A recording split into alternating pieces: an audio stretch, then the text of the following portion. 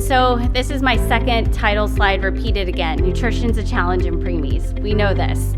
And this is my attempt to show a balance. And this is actually a picture of an LGA infant and an SGA infant.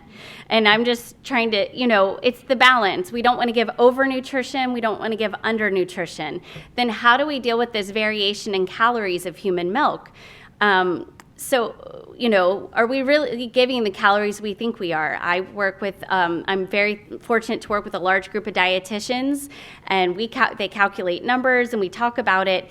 And it's like, okay, well, if we're using 20 calories per ounce as our base calculation for human milk, but mom's milk's really 17, then what are we really providing? Are we delivering the calories? Meaning, we're writing this recipe, it's prepping, but is it actually getting to the baby? And is the baby actually able to utilize it?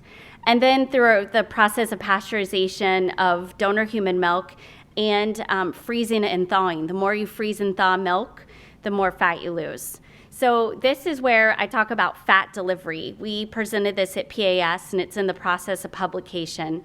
But what we found was that actually syringe tip position matters. So we studied basically giving breast milk through an enteral feeding system in the lab, syringe tip down, syringe tip flat, or syringe tip up. And this was using a certain type, a Covidian feeding system, which there are multiple ones out there. So I just say that's the one we used.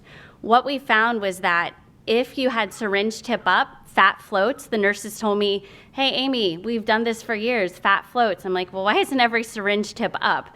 But we found that syringe tip up, 95% of the fat in the feeds was delivered to the baby, versus syringe tip down was 61%. Now, again, not all systems are made the same, so I encourage you to talk to your manufacturer, whoever your rep is. But that was just one example of, wow, just changing the syringe position could change how much fat we're delivering.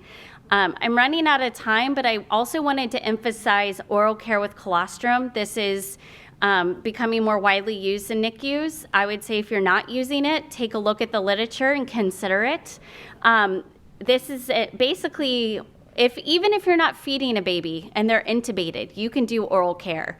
This is an example of a study where they used a syringe, but you can take a swab, not a cotton swab, there's a special swab they make.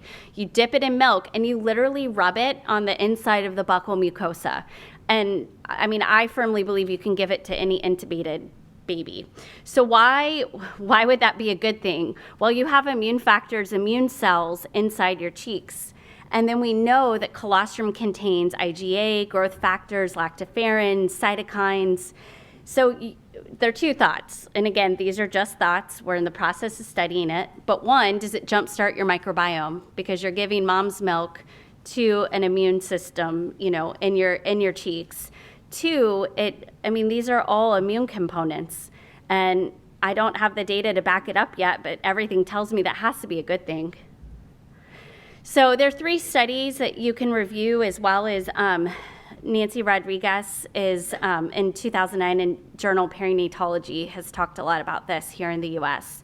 But they've found that there's a decrease in clinical sepsis when you give oral care versus not. And there were also better growth of the babies. So to summarize, what are some things you can do to promote adequate growth for premature babies in your unit?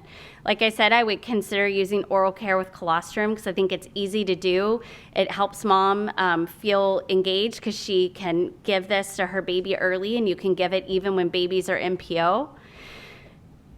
Look at it, if you don't have a feeding protocol, studies show that even if your feeding protocol is there a correct one, who knows, but having a protocol in general and trying to follow that decreases your risk of NAC.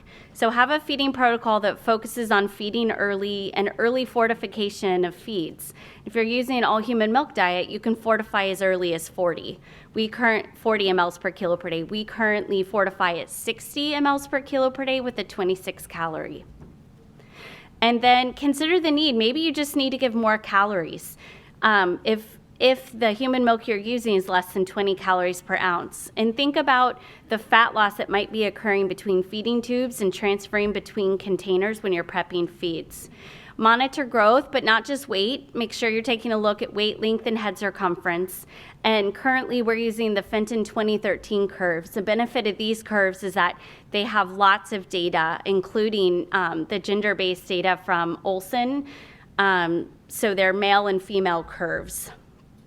And then increase your fortification, especially if you're using an all-human milk diet. I mean, we sometimes go up to, you can go to 26 calories or 28 calories or beyond, but with the addition of this human milk cream supplement, you can increase your calories with just adding 4 or 5 mLs of human milk cream.